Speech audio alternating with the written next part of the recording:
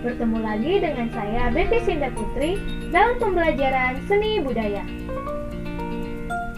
Di kelas 10, kalian sudah mempelajari tentang seni, penggolongan-penggolongan seni, serta pengelompokan-pengelompokan dalam seni rupa. Pada kelas 11 ini, kalian akan mempelajari tentang apresiasi seni. Ingin tahu apa itu apresiasi seni? Simak video ini sampai selesai.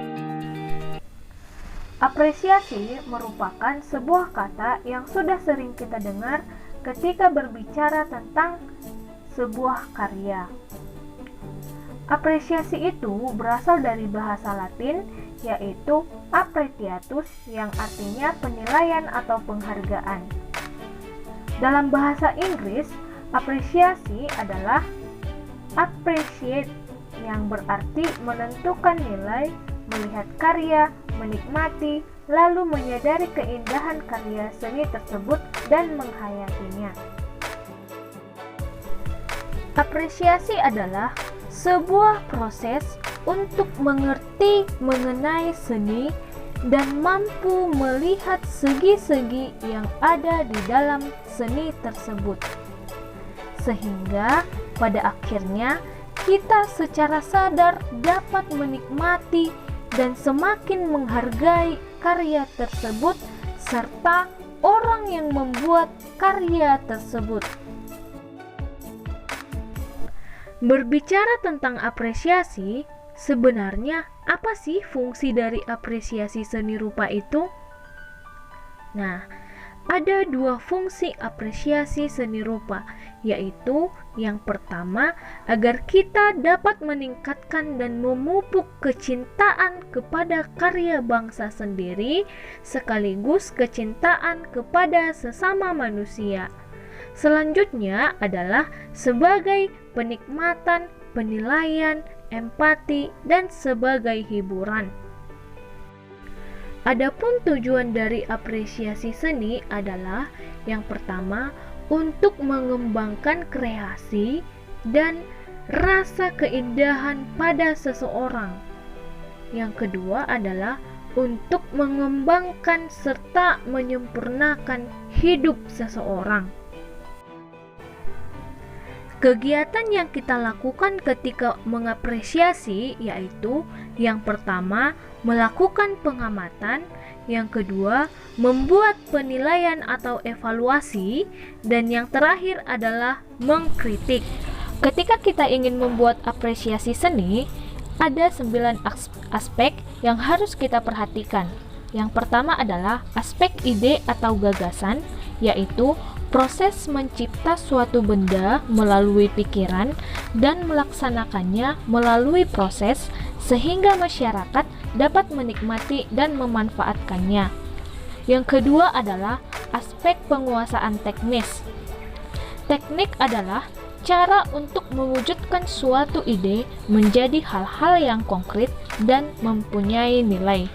Ketidakterampilan dalam menggunakan teknik akan berdampak pada karya yang dihasilkan. Yang ketiga adalah aspek penguasaan bahan. Setiap bahan mempunyai sifat dan karakteristik yang berbeda. Untuk itu, seorang pencipta karya seni harus tahu betul sifat dan karakter bahan yang digunakan. Selanjutnya adalah aspek kegunaan. Sebelum kita membuat sebuah karya seni rupa, kita harus memperhitungkan apa sebenarnya kegunaan dari karya seni rupa tersebut.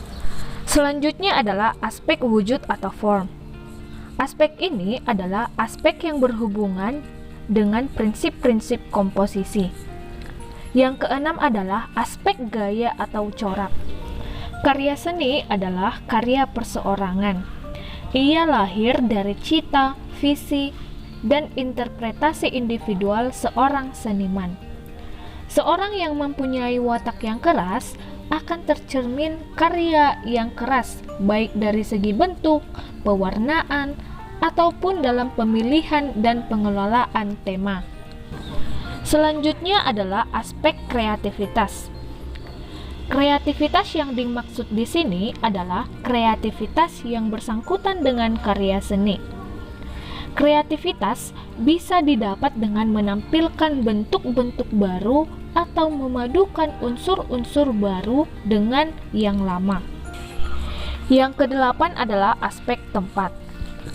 Pertimbangan tempat di mana karya itu akan diletakkan harus mendapat perhatian dari seorang perancang karya seni rupa.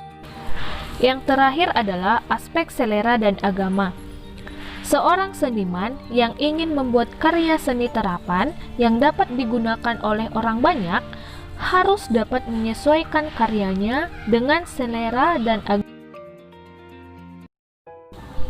Misalnya, dalam hal selera, kita harus mempertimbangkan hal-hal yang sedang menjadi tren di masyarakat, dari segi model, warna, ukuran, bahan yang digunakan, serta bentuk dari karya tersebut. Sedangkan, dalam hal agama, yang harus kita pertimbangkan adalah penerapan motif pada karya seni yang diciptakan. Bagaimana? Sudah mengerti kan tentang apresiasi seni?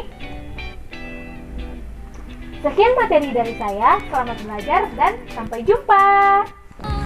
Dan ku kan terus mencoba sampai nanti ku bisa untuk wujudkan segalanya.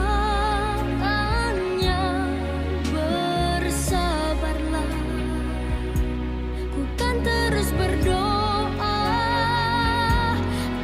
Pernah ku lupa suatu hari nanti kau akan menjelma. Wahai mimpi